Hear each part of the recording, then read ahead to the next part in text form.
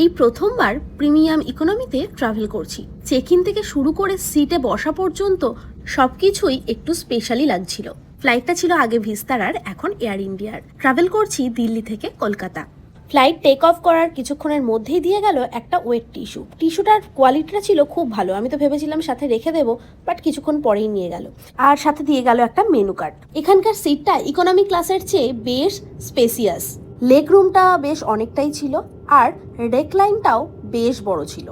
In flight এন্টারটেনমেন্টে একটা favourite movie খুঁজে পেলাম, আর এক গ্লাস জুস নিয়ে বসে আরাম করে দেখলাম।